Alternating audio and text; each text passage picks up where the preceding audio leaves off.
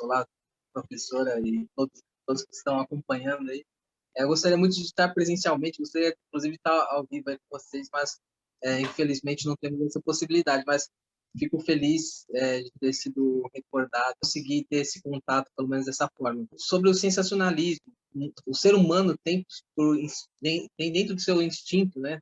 Tem um certo desejo pelas coisas mais que tocam mais as nossas sensações mesmo. Por isso que é chamado jornalismo sensacionalista, são notícias normalmente que não se aprofundam, né? Não é feito um trabalho realmente aprofundado por parte dos jornalistas em um trabalho de apuração, e normalmente são temas que envolvem sangue, envolvem sexo.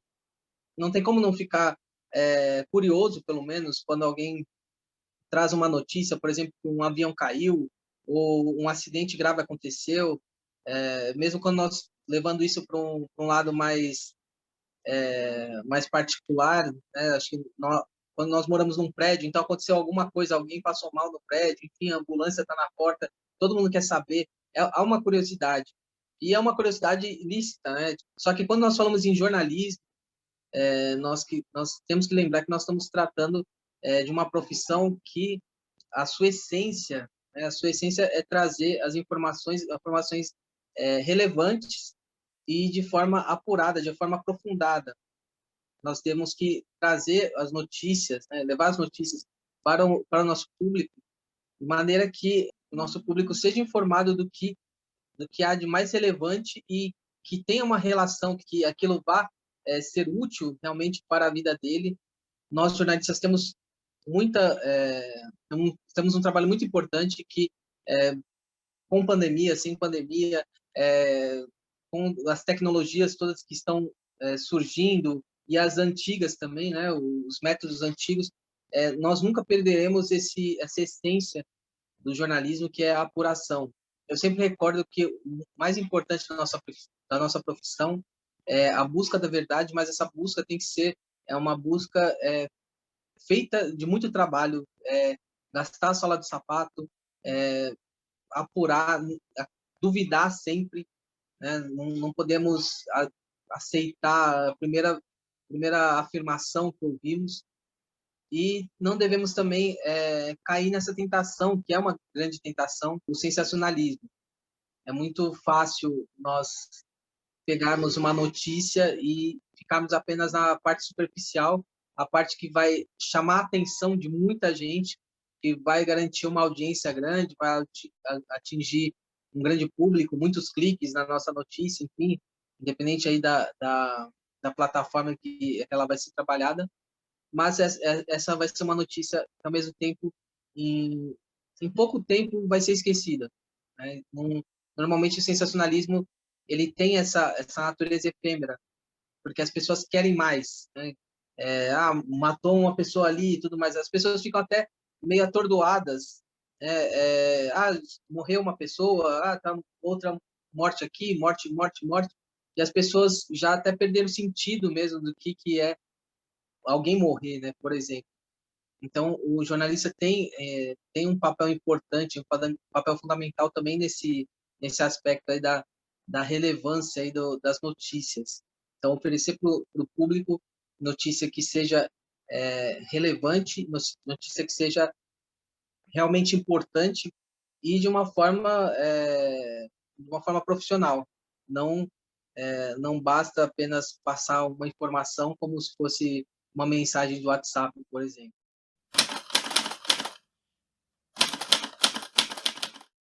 No jornalismo, né, nós temos um ponto muito importante, que nós falamos sobre interesse do público e interesse público. O jornalismo ele trabalha muito com interesse público, ou seja, aquilo que realmente é importante. O nosso trabalho até dentro de uma redação temos até uma função, né, o gatekeeper, enfim, quem que vai cuidar, né, das notícias, que vai selecionar o que é considerado realmente importante dentro de uma série de informações, né, uma série de informações que chegam às redações. A todo momento está acontecendo notícia, a notícia está lá fora, basta olhar para a janela, está acontecendo alguma coisa. Isso também mostra a perenidade, né, do nosso trabalho enquanto jornalistas, né? Nós temos todo mundo tem essa sede de informação, tem esse desejo, inclusive essa necessidade de estar informados. Nós estamos vendo aí, mesmo nessa época que estamos vivendo de pandemia, nós estamos vendo a importância aí da informação para nossas vidas. As pessoas precisam estar informadas, precisam saber o que está acontecendo, não só na sua região, no seu bairro, na sua cidade, mas no Brasil e no mundo. Então, realmente é importante. Quem vai selecionar o que é importante mesmo para as pessoas, para a sociedade conhecer, a sociedade saber ou não, é o jornalista. O jornalista ele vai poder, ele tem esse poder, por isso que esse é até um dos motivos pelo qual é chamado quarto poder. Ele tem o poder de escolher não, mas de selecionar. Claro que acaba sendo uma escolha, acaba entrando a subjetividade dentro disso, acaba, claro que tem as escolhas do jornalista, não tem uma imparcialidade, claro que nós tentamos ao máximo trazer um tom de imparcialidade, mas dentro das nossas vivências que nós vamos escolher, vamos conseguir delinear aí o que é importante, o que é mais importante para o nosso público. Nessa seleção que nós fazemos, nós escolhemos normalmente o que é de interesse público. O interesse público é aquilo que vai ter uma relevância para a vida das pessoas, para a vida da sociedade, da inflação, você falar das vacinas, tudo isso vai, de alguma forma, atingir a sociedade em geral. E então, informações a respeito desses assuntos são de interesse público. O que é de interesse do público? Muitas vezes o interesse do público pode até cair no sensacionalismo, né? As pessoas querem saber o que aconteceu. Aconteceu um acidente, caiu um helicóptero. Ontem caiu um helicóptero no campo de Marte. Muita gente ficou preocupada, querendo saber. Mas isso não afetaria, né? O fato de cair um helicóptero, claro, nós ficamos preocupados, né? Mas isso não vai afetar o geral da população. Isso não é algo que vai realmente ser tão relevante assim. Claro que é importante nós noticiarmos, é importante oferecermos essas informações, mas dentro das várias gamas aí de informações que nós recebemos, de notícias que nós temos, é importante selecionar o que é de interesse público, o que vai influenciar uma grande parte, a maior parte da sociedade. É claro, quando nós falamos em termos de jornal regional, aí isso também pode ser aplicado, né? Você escolher, às vezes algumas notícias vão afetar apenas aquela região, mas é a região propriamente que eu estou trabalhando, a região que as pessoas, que o nosso público está assistindo, aí sim também tem esse trabalho aí de pensar no que vai afetar a maior parte. Então, acho que esse é o nosso critério de seleção, né? Selecionar sempre o que é de interesse público.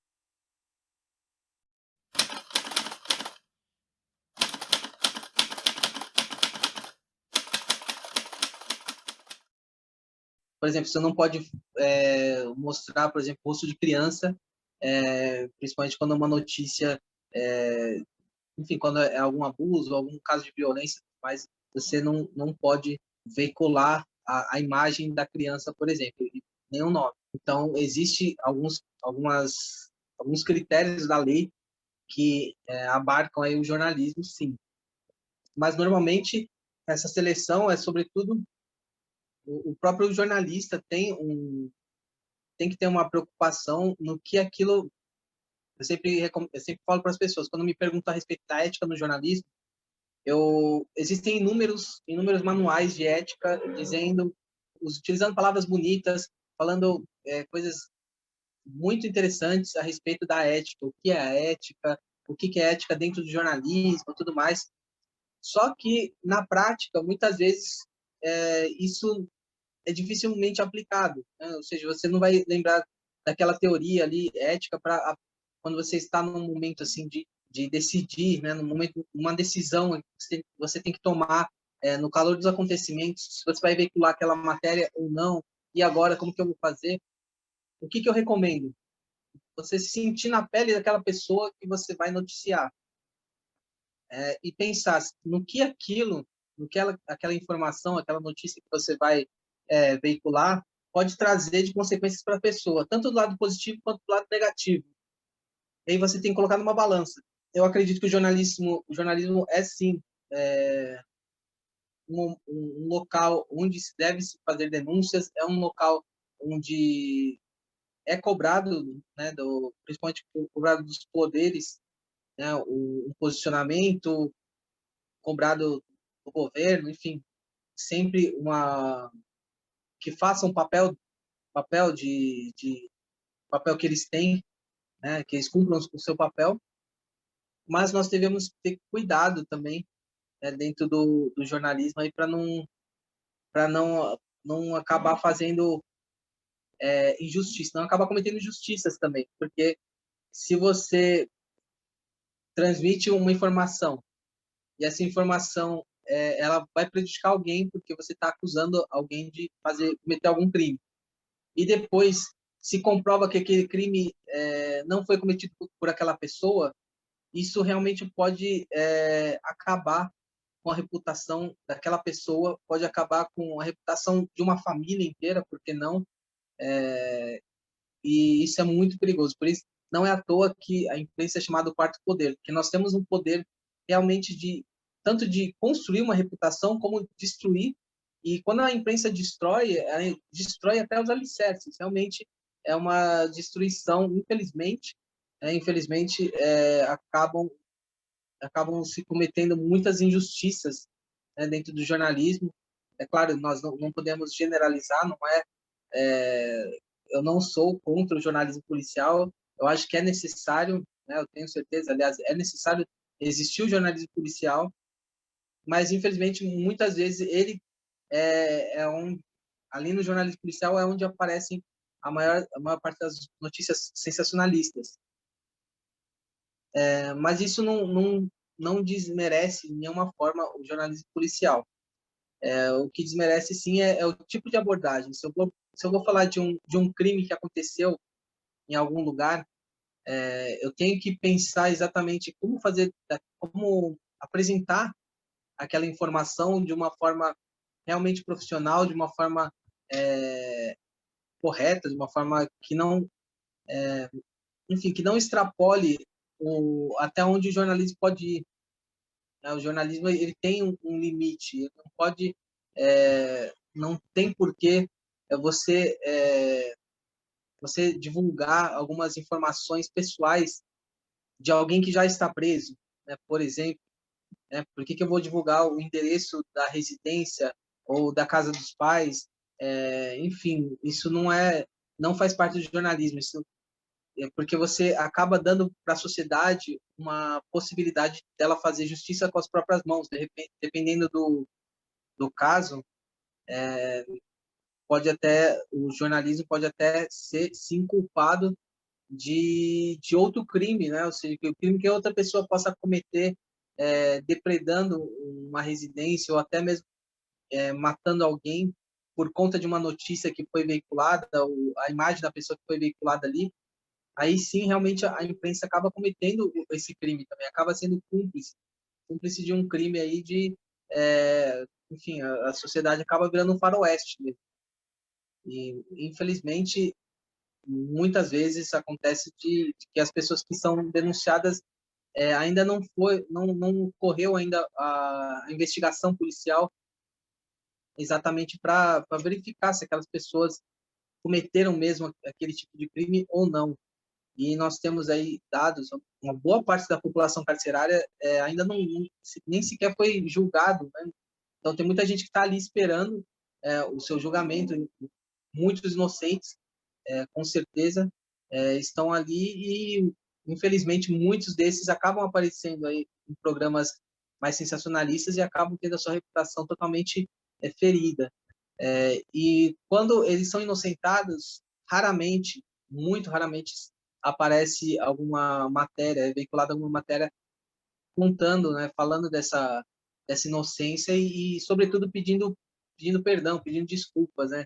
A imprensa, ela é muito crítica, né? O papel dela é esse mesmo, ser crítica ao governo, ser crítica às instituições, ser crítica a diversos modos de ser, né? Cobrar da sociedade, inclusive, por exemplo, agora na pandemia, cobrar o uso de máscara, denunciar aglomerações, festas, mas o que falta muito na imprensa, e começou até a ter uma época aí com o Alberto Dines, com o Observatório da Imprensa, enfim, algumas iniciativas, o que falta é essa autocrítica, né?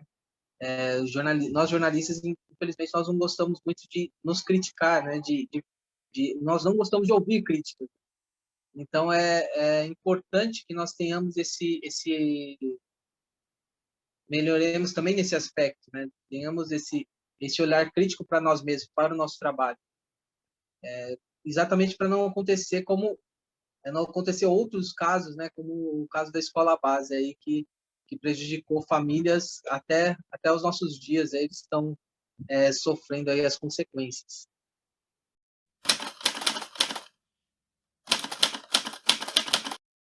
O sensacionalismo ele trabalha numa notícia, só que é abordado de uma forma superficial. O sensacionalismo normalmente ele vai abordar temas que são, como eu disse, né, sexo, violência, sangue, morte.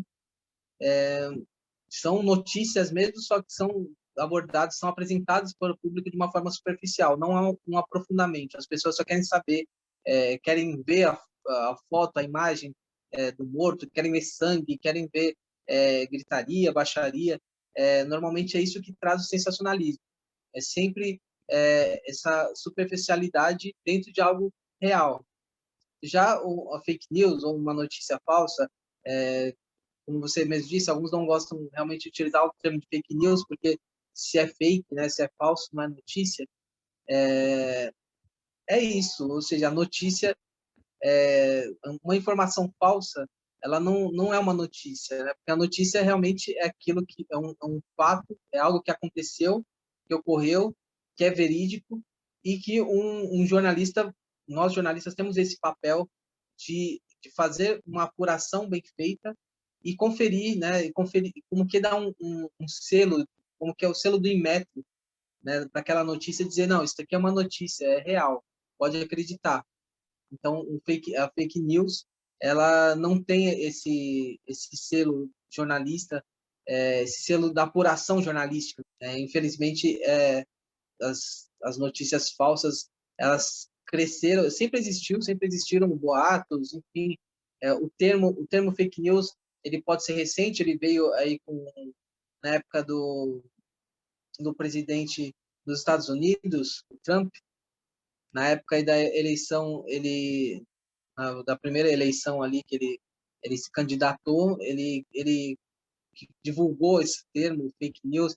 Eu não sei se já existia antes, acho que sim, mas foi ele que fez com que esse termo dominasse aí a pauta jornalística, porque a todo momento, sempre que alguém fazia alguma denúncia, alguma coisa contra ele, ele falava que era fake, falava que era uma notícia falsa, então fake news, fake news, fake news.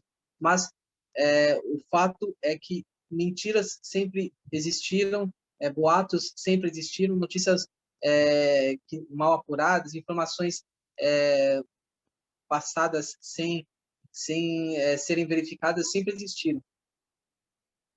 Mas a diferença, na verdade, que foi ao longo do tempo, que foi mudando mesmo é o nome. Só que fake news nada mais é do que um boato, uma notícia falsa. É diferente de uma notícia sensacionalista, que aí, no caso, é uma notícia real mesmo, só que, a meu ver, o que muda é o estilo, é a abordagem no qual ela é tratada. O sensacionalismo sempre trabalha com a superficialidade, que acaba sendo também, de alguma forma, acaba se aproximando com a fake news, enfim, que é muito difundida hoje em dia, sobretudo nos WhatsApps da vida. As pessoas hoje em dia, todo mundo tem uma forma de divulgar rapidamente informações,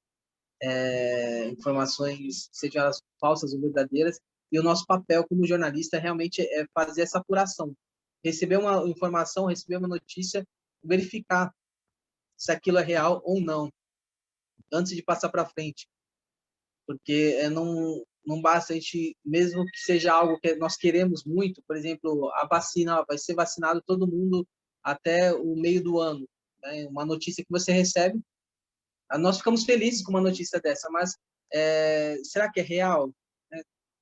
Mesmo sendo uma notícia positiva, nós não devemos passar para frente sem fazer uma apuração, sem conferir, sem minimamente entrar nos sites de notícia aí dos principais órgãos de imprensa, seja o G1, Folha de São Paulo, Estado de São Paulo, enfim, dar uma verificada para saber se aquilo realmente é real ou não.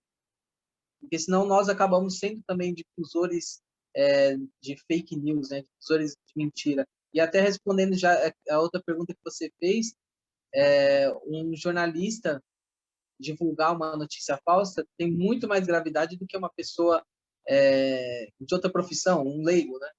Porque o jornalista, o maior tesouro do jornalista é a sua, enfim, é poder dizer que ele trabalha com a verdade, né?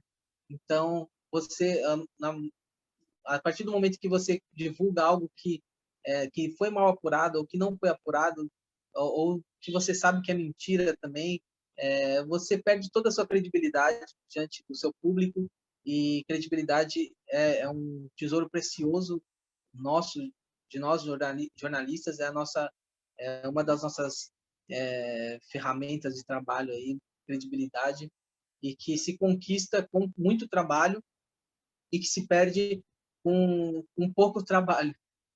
Basicamente, assim, é muito difícil. Você vai construindo a credibilidade ao longo do tempo, as pessoas vão confiando no seu conteúdo, confiando no que você divulga, no que você produz, com o tempo, que você vai ganhando cada vez mais credibilidade, mas é um castelo que ele pode ruir simplesmente você divulgando aí uma informação falsa. As pessoas vão deixar de acreditar em você, vão deixar de acreditar em tudo que você compartilha, que você diz, e para recuperar isso é difícil, não é fácil. Então, eu recomendo sempre apurem, nunca tenham preguiça de apurar, porque o que difere nós jornalistas do público leigo não é apenas um diploma, mas sobretudo essa desconfiança e essa apuração em toda e qualquer informação que nós recebemos. Então, apurem, nunca acreditem, e mesmo na apuração, duvidem, né? Eu acho que esse exercício da dúvida é um exercício que está presente aí no nosso dia a dia, exercício que nós nunca devemos deixar de praticar, né? Acho que é bem importante mesmo. Duvidar, apurar e divulgar, e mesmo assim continuar apurando, e se errar também, reconhecer o erro, ver onde que errou, por que errou. Enfim, acho que essa autocrítica é mais do que necessária também.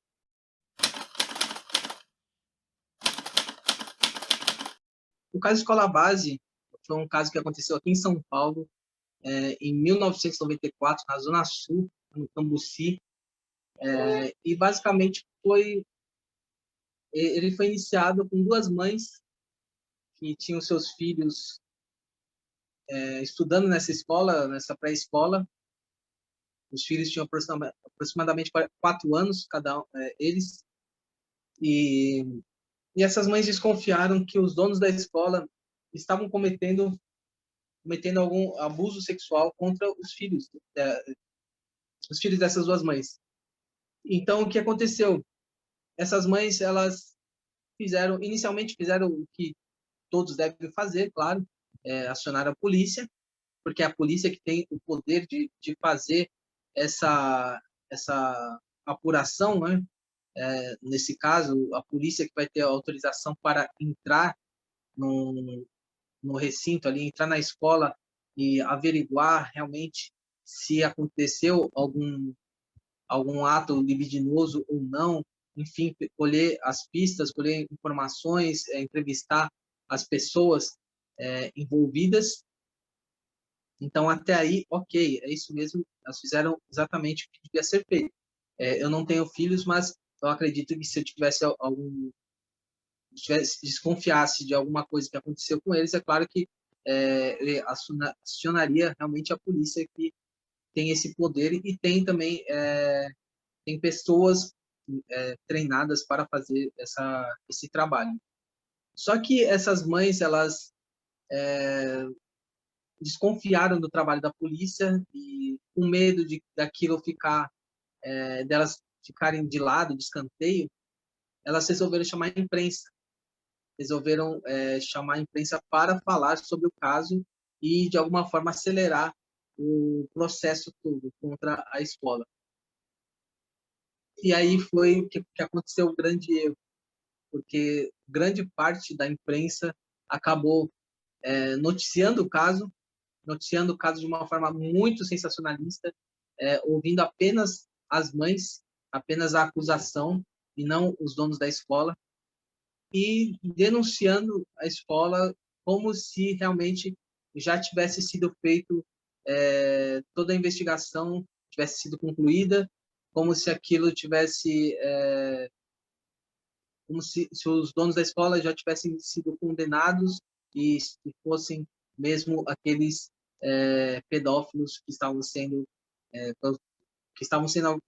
acusados.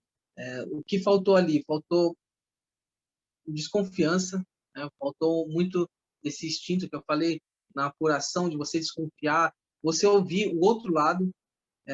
Os donos da escola, eles ficaram assustados com a repercussão inicial do caso. Imagine, no dia seguinte já saiu um dos jornais grandes aqui de São Paulo, é um jornal que já era conhecido pelo sensacionalismo, né, Notícias Populares, saiu na capa, né, uma manchete dizendo: Kombi é motel na escolinha do sexo. Ou seja, a polícia não tinha nem começado ainda a fazer a apuração e um dos jornais aqui de São Paulo já estava denunciando que aquela Kombi, enfim, veículo que transportava as crianças, ele era usado como motel e também já nomeou a escola base como escolinha do sexo, né? Ou seja, então, olha, vejam só como o sensacionalismo está presente, né? Então, como eu disse, o sensacionalismo sempre pega nesses pontos, né? Então, esses pontos aí é sangue, é sexo, morte, violência, e sempre de uma forma superficial. E é claro que os donos da escola, lendo aquilo e vendo a repercussão que teve aquela, não só essa notícia, outras notícias que, é claro que esse daí foi a manchete mais sensacionalista que foi dada ali naquele início, eles fugiram, claro, fugiram de tudo, de todos, porque eles começaram a receber ameaças de morte da sociedade, enfim, das pessoas, e eles ficaram assustados, eles não tinham nenhuma preparação. Quem que vai estar preparado, né, para uma acusação de algo que não fez, ainda mais num caso como esse, um caso de pedofilia, assim. Enfim, eles se esconderam, e a imprensa foi atrás deles, não conseguiu, a imprensa não conseguiu, grande parte da imprensa não conseguiu falar com eles, e se pensou assim, bom, se nós fomos atrás das mães, as mães falaram, as mães acusaram, e depois nós fomos atrás dos acusados, eles fugiram, eles não quiseram falar, então tem alguma coisa errada aí. Então acho que realmente os donos da escola fizeram alguma coisa. E a única coisa única prova, né, entre aspas, aí que existia era um laudo do ML que era ainda um laudo inconclusivo, um laudo que dizia que podia sim ter acontecido um abuso, um abuso sexual nas crianças, e ao mesmo tempo aquilo poderia ter sido apenas simplesmente problemas intestinais aí que acabaram causando fissuras anais. E o laudo decisivo que ia concluir mesmo ia ficar pronto depois de um mês. Só que o delegado, aproveitando enfim, todas aquelas câmeras, microfones, enfim, ficou realmente, enfim, fez fazer realmente o seu trabalho, fazer um trabalho de apuração, um trabalho de pesquisa, de pesquisa não, mas de investigação, no caso, né? Nem apuração, ele fazia a investigação especificamente, ele passava praticamente os dias todos dando entrevistas, os dias todos falando no telefone, dando entrevista para jornalista, tudo mais, e se, se segurando simplesmente no laudo que, como eu disse, é um laudo conclusivo. Aconteceu que aquilo chegou a tal ponto que o próprio governador de São Paulo teve que intervir na época, teve que substituir o delegado, colocou o delegado principal aí de São Paulo e mais um outro delegado para cuidar do caso. Eles começaram do zero, todo o trabalho de investigação, e, por fim, o caso foi arquivado por falta de provas, ou seja, eles foram inocentados. Os donos da escola foram inocentados porque não existia nada que comprovasse realmente que eles eram pedófilos. A história poderia ter terminado de uma forma feliz, né, porque eles são inocentes, então comprovou-se que realmente eles não fizeram nada, mas não foi isso que aconteceu. Infelizmente, por conta dessa veiculação dessas notícias aí pela imprensa, acabou que os donos da escola, eles tiveram, enfim, logo durante o caso mesmo, logo no início, a escola foi depredada, foi saqueada, o imóvel era alugado e eles tiveram que devolver porque não dava para reconstruir a escola, eles não tinham nem condições nem financeiras nem psicológicas para começar, para recomeçar, né, a escolinha. E eu acho que mesmo que eles conseguissem, dificilmente iriam conseguir até alunos mesmo, porque as pessoas, muitas pessoas, certamente muitos pais de alunos, por mais que acreditassem na inocência deles, acho que muita gente ia ficar desconfiada de deixar a criança ali, as suas crianças ali, porque acabou que esse tipo de cobertura da imprensa plantou uma sementinha do mal assim, na consciência das pessoas, e de tal forma que as pessoas falam assim, bom, tá bom, eles são inocentes, mas e se não forem? Será que realmente é isso mesmo? Será que eles são inocentes, totalmente inocentes? Ou será que foram só nesses dois casos aqui que eles foram inocentes e que ninguém pegou, mas de repente eles são pedófilos com outras crianças? Enfim, é a sementinha do mal que acabou sendo plantada.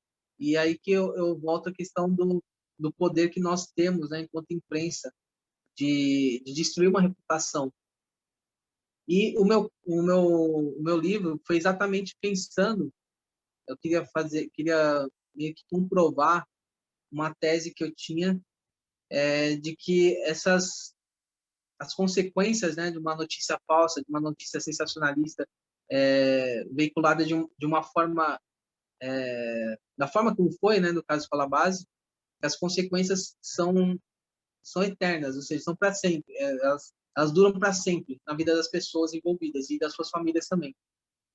E quando eu fui atrás, claro, primeiro eu fui atrás do livro do Alex Ribeiro, esse daqui, que foi o primeiro livro escrito sobre o caso Escola Base. Ele escreveu enquanto estavam acontecendo os fatos mesmo, foi em 94, ele publicou em 95. Foi também um trabalho de conclusão de curso, foi um TCC dele, do Alex.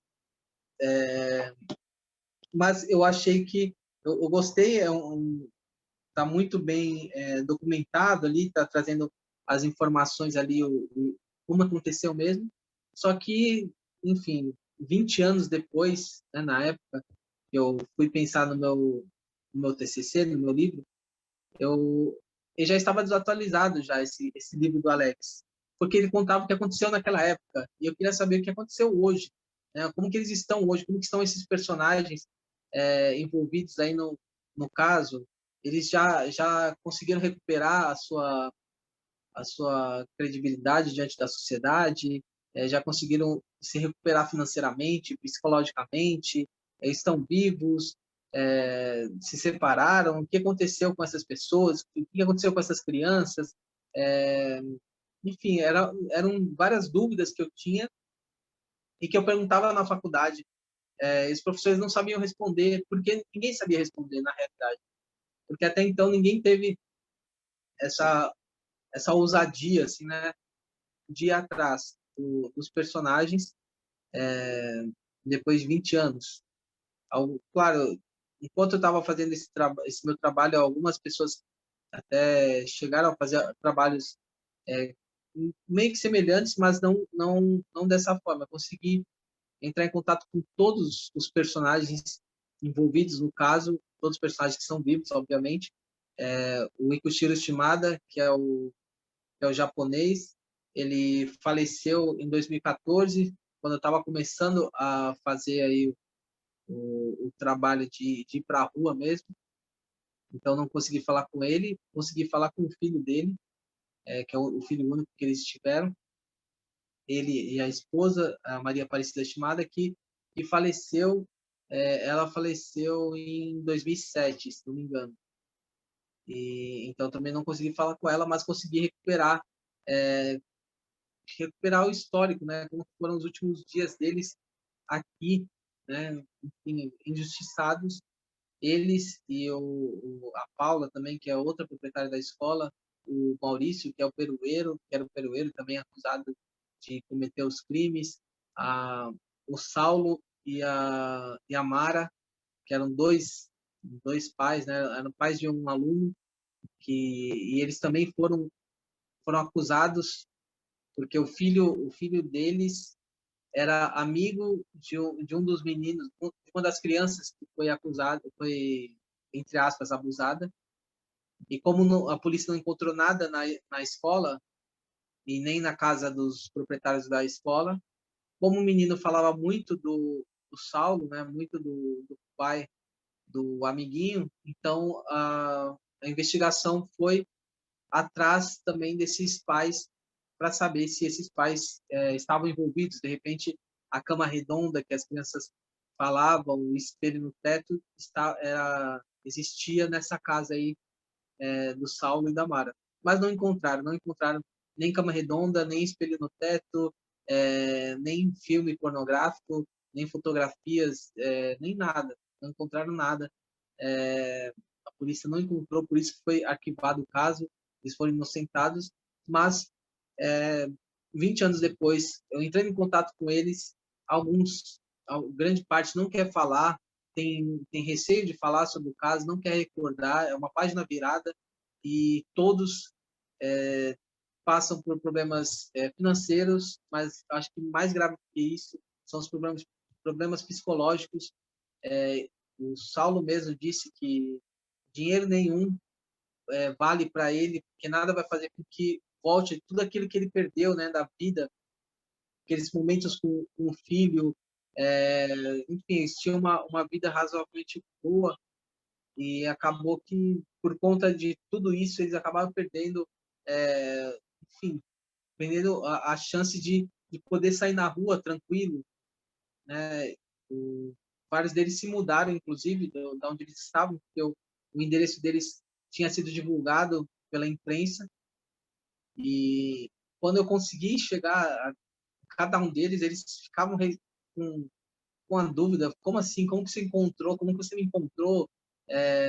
Por favor, não fale muito alto aqui, porque ninguém sabe do caso Escola Base, ninguém sabe que eu tenho relação com esse caso. Enfim, isso 20 anos depois, esses personagens ainda têm receio. Isso significa que ainda há um preconceito em relação a eles, mesmo eles sendo inocentados. Isso eu conto até no meu livro. Quando eu fui na rua da escola, que não existe mais, né? Agora existe um conjunto de prédios, as pessoas ali, os vizinhos, diziam que acreditavam na inocência mesmo dos donos da escola. E a escola sempre estava aberta, qualquer um podia entrar ali a hora que quisesse, e que existia um controle, e era impossível que acontecesse alguma coisa ali e ninguém pegasse.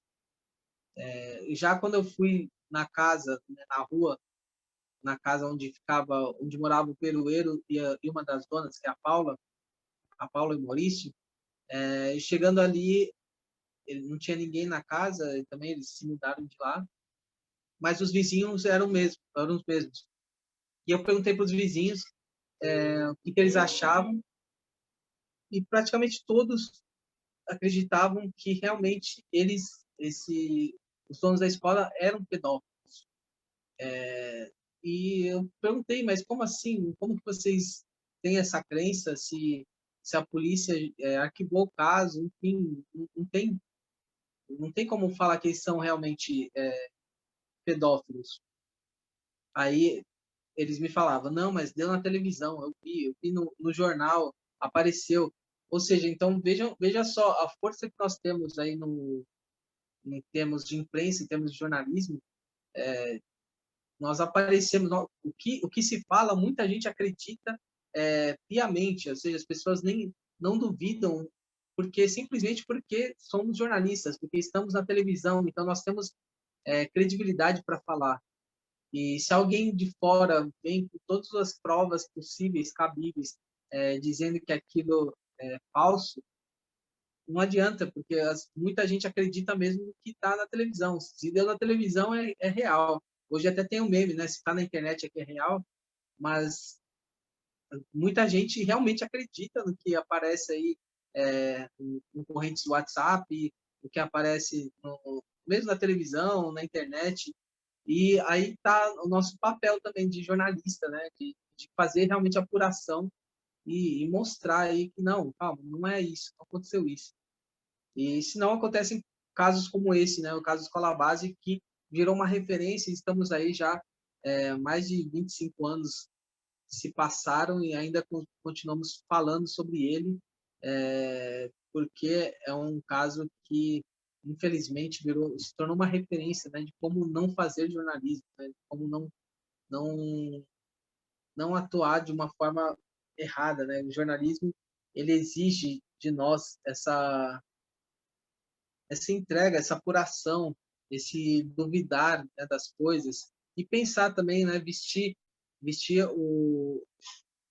se transvestir do outro, sabe? Tipo assim, você está no lugar do outro. Será que seria interessante eu veicular isso? Ou seja, a imprensa pode sim dizer, olha, tem uma escola na Zona Sul que está sendo acusada de pedofilia, mas a polícia ainda está fazendo apuração, ainda não temos ainda nenhuma comprovação de nada, enfim. Essa seria uma forma de noticiar um caso como esse. Mas não, infelizmente muitos acabaram indo mesmo pelo sensacionalismo. Então, Kombi vira motel na escolinha do sexo. E casos como esse e outras manchetes que apareciam dizendo que as crianças tinham sido drogadas, não só foram abusadas, mas foram drogadas, tiveram que usar drogas. Depois tem outra manchete que dizia que as crianças provavelmente contraíram AIDS e várias informações que depois se constataram como falsas. Né? As crianças não utilizaram drogas, as crianças não tinham doenças, mas tudo isso vinha das mães, né, que eram entrevistadas e a imprensa dava credibilidade total ao que elas falavam. Então, e aí faltou muito do tato, né, do jornalista em sentir ali, falando, não, calma, mas que uma mãe, realmente, uma mãe, ela vai querer proteger os seus filhos com unhas e dentes, enfim, ela vai querer, nossa, tocou no meu filho, fez isso daqui, não, vou querer destruir com essa escola, né? Enfim, faz parte até do instinto materno, né? Mas nós, como jornalistas, nós temos que ter um distanciamento, né, para fazer uma apuração real, uma apuração que busque a verdade, e não busque simplesmente uma audiência ou contentar algumas pessoas, né?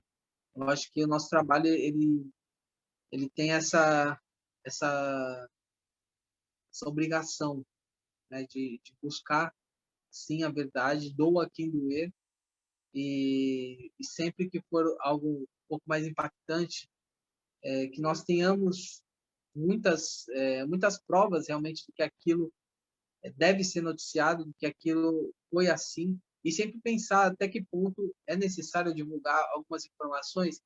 No caso da escola, não era de interesse público divulgar o endereço da casa dos donos da escola, mas eu tenho isso, inclusive, os jornais aí, eu consegui coletar alguns jornais que tinham as informações, e a partir das informações veiculadas nos jornais da época, eu consegui chegar, 20 anos depois, consegui chegar nesses personagens da escola. Então, imagine na época como que foi. Né? Se 20 anos depois eu consigo uma informação no jornal, consegui chegar neles, então imagina na época como que foi também, o que aconteceu. As pessoas vendo tudo aquilo, tendo o endereço, falando, já sei onde que é, vou lá, vou dar um jeito nisso também, vou fazer justiça com as próprias mãos. E aí o jornalismo não fez o seu papel realmente de apuração, enfim, de transmitir informação de uma forma real, de uma forma apurada. Enfim.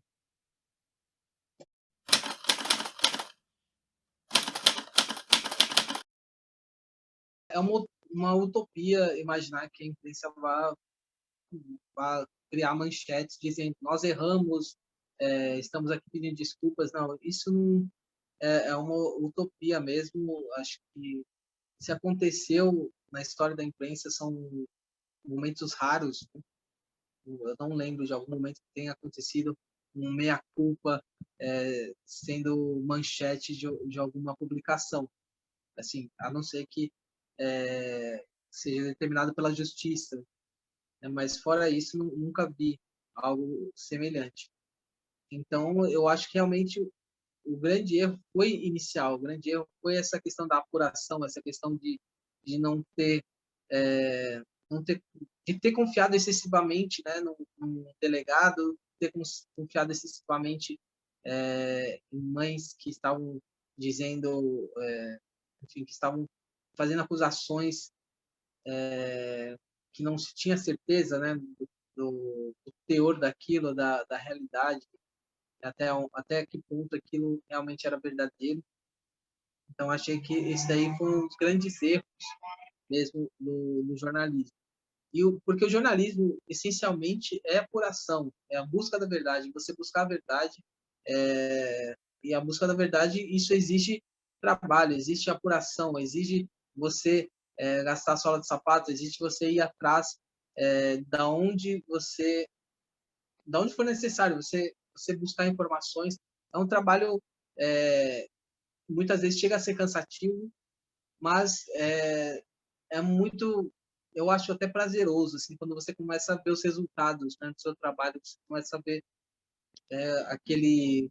aquelas informações que você foi coletando ali, aqui, ali, enfim, aquelas informações formarem um verdadeiro quebra-cabeça e revelarem outras informações, revelarem um contexto, né, a respeito de um dado aí que você tinha apenas uma fração dele, né? De repente você ter esse panorama geral e aprofundado, eu acho cativante, assim, e é o que mais me atrai mesmo do jornalismo, me atraiu do jornalismo, é fazer isso, e mesmo o livro foi algo nessa linha também. Eu fui pegando uma informação aqui, outra ali. Como eu disse, eu comecei com as informações que foram veiculadas no jornal da época, então eu coletei pela internet mesmo, fui nos sites aí da Folha de São Paulo, do Estado de São Paulo, dos jornais aqui de São Paulo em geral, jornais e publicações, e fui coletando as informações ali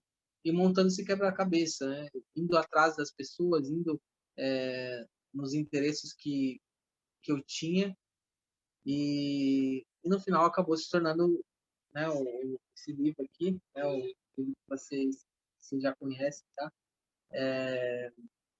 Que foi um trabalho de conclusão de curso, né? Ou seja, eu fiz ainda na faculdade, ainda como estudante de jornalismo, mas que eu fiz pensando exatamente em primeiro descobrir, né, entender esse processo aí, como que foi na escola base aí depois de 2 décadas, se aquilo ainda mudou definitivamente a vida daquelas pessoas, ou se elas tinham conseguido se recuperar e tinha sido uma página virada.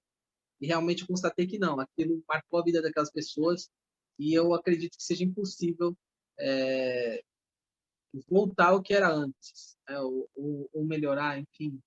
Realmente foi um crime, né? Podemos até dizer que, de uma certa forma, foi um crime cometido ali pela imprensa de noticiar algo sem fazer a sua devida apuração. Mas também não podemos esquecer que não foi a imprensa em geral, não foi toda a imprensa.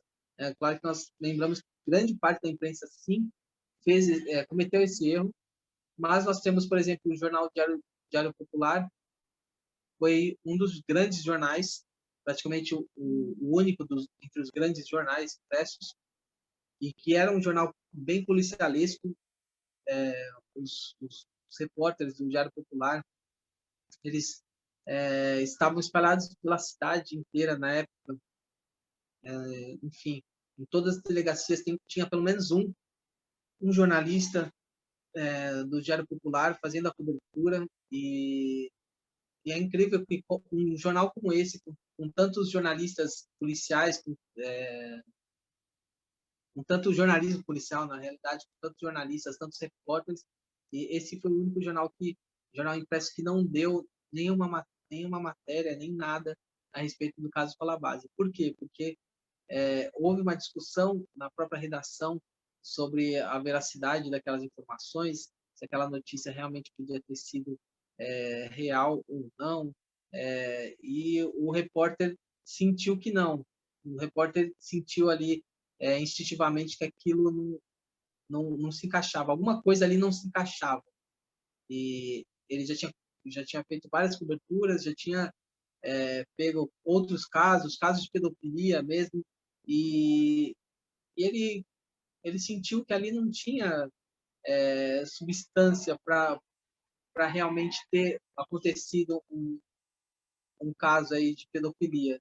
E ele avisou para o seu editor, o editor de polícia, e o editor de polícia conversou com ele e falou assim, não, então vamos ver diretamente ali com o editor-chefe, que era, na época, o Miranda Jordão. E eles acabaram, então, conversando com Miranda Jordão, e Miranda Jordão disse para não publicar nada, mas que o jornalista continuasse, né, o repórter continuasse acompanhando o caso. E imagina, então, como que ficaram os outros jornalistas, né, os companheiros dele aí, que trabalhavam em outros veículos de imprensa, vendo ele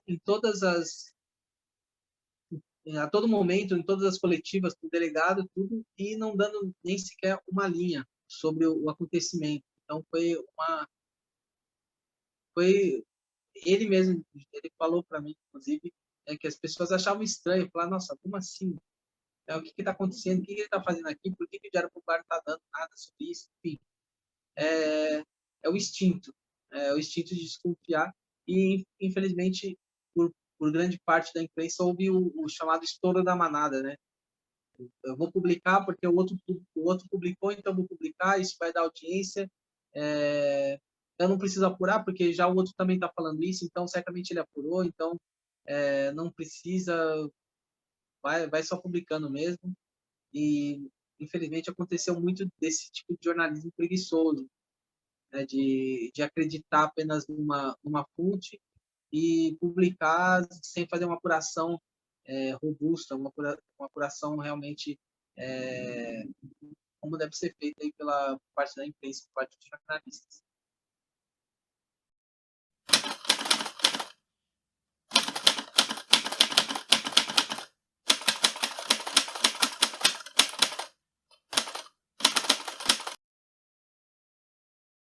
Exatamente porque enfim, nós jornalistas, nós saímos da redação com uma pauta. Normalmente nós somos pautados na redação, assim também acontece na faculdade, nós somos pautados aí, nosso orientador, ele, enfim, no meu caso, eu levei o assunto, eu tinha já feito uma apuração, já tinha 2 pastas enormes aí com bastante material sobre o caso, e é claro que na conversa ali com o orientador, ele vai pautando, vai dizendo, olha, vai por esse caminho, vai por esse outro, enfim, vamos começar assim, assado. E eu escolhi fazer um livro porque eu sabia que, nesse caso, as pessoas não iam querer aparecer, ia ser muito difícil eu chegar com uma câmera, seja uma câmera fotográfica, uma câmera de vídeo, um celular, isso tinha muita chance de dar problema, eu recebi muitos nãos, e no caso do livro você consegue fazer a descrição da pessoa, você consegue descrever os ambientes, o local, enfim, você tem uma liberdade maior para trabalhar. E ali precisava primordialmente são as informações, eram as informações que até então eram inéditas. Eu escolhi o caso Escola Base por conta também de ser um caso importante, de ter causado essa dúvida em mim, querer saber se estavam atualmente e não ter encontrado nada na internet, em nenhum lugar, nem mesmo no livro do Alex. Então eu senti que era necessário ter alguém para atualizar isso.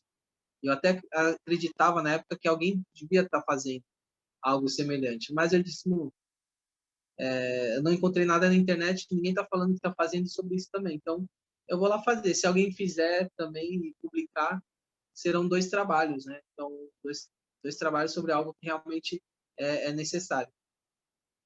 E eu escolhi também esse caso porque eu queria terminar minha faculdade apresentando um trabalho não apenas para receber um diploma, mas um trabalho que tivesse relevância e que eu pudesse oferecer para a sociedade, oferecer para o jornalismo é, algo algo relevante, algo que fosse importante mesmo, algo que fosse de interesse público, né? Voltando à questão do interesse público. E Escola Base foi exatamente esse tema aí essencial. Como eu disse, a gente sai com uma pauta para trabalhar, mas quando a gente está na rua, a pauta, muitas vezes, na maior parte das vezes, ela muda. Né? Eu consegui entrevistar grande parte dos personagens que eu estava querendo entrevistar, que eram necessários serem entrevistados, mas alguns não quiseram falar. Né? E eu insistia até o momento que eu pude insistir, claro, mas também não queria invadir a privacidade. Eu entendo que eles tenham o seu espaço, até seu espaço de silêncio, mas eu acho que mesmo nesse silêncio, né, um silêncio que às vezes incomoda, às vezes é um silêncio que chora, um silêncio que grita, enfim, é até um pouco filosófico de dizer, mas todo silêncio diz alguma coisa. E foi isso que eu quis dizer aí, que muitos não quiseram falar, talvez por um sentimento de culpa, por, por querer esquecer aquilo, uma raiva que guardam ainda no coração em relação ao acontecimento. Enfim, cada um tem o seu motivo pelo qual está em silêncio, mas nós no jornalismo nós temos a obrigação de ir atrás das fontes, ir atrás da verdade e perguntar. Agora, se a nossa fonte não quer responder, não quer falar, isso não vai diminuir nosso trabalho. Nosso trabalho é ir atrás da informação. Se a pessoa que é o dono daquela informação não quer passar para nós, se nós não conseguimos aquela informação de nenhuma outra forma, é importante nós dizermos, né, olha, eu fui atrás e essa pessoa não quis falar, insistir dessa forma, enfim, para que quem esteja acompanhando o nosso trabalho veja que realmente houve um esforço, né, que nós não esquecemos de ir atrás, de todas as formas, ir atrás daquele personagem, ir atrás daquela informação. E se ela não está ali é porque realmente não foi possível, né? Naquele momento não foi possível. E, infelizmente, isso acontece, mas, como eu disse, não desmerece um trabalho, né, de jornalístico. Né?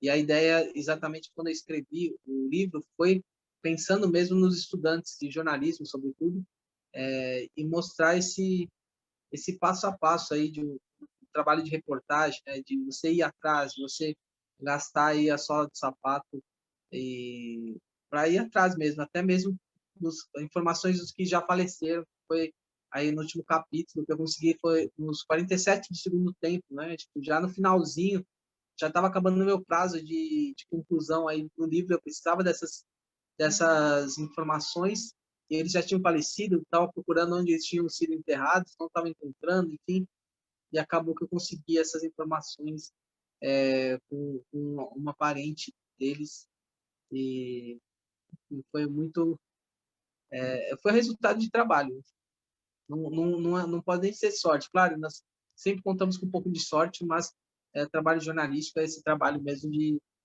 ser insistente, perguntar, procurar e uma hora você consegue as informações aí. Mas fico feliz realmente e, enfim, eu fico aqui, me proponho aqui sempre a auxiliá-los aí no que vocês precisarem.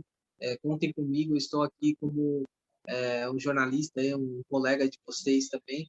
É, e acreditem no jornalismo, acreditem no potencial de vocês. Para o jornalismo nada é impossível, só temos que lembrar sempre de fazer apuração, sempre de não acreditar, sempre duvidar, né? Não acreditar tudo que dizem, tudo que diz a nossa fonte. Sempre duvide, sempre apure, sempre pergunte, nunca tenha medo. A informação ela chega, mas ela só chega depois de muito trabalho e, e não esperem receber o diploma para se tornarem realmente jornalistas. Já façam jornalismo já na faculdade.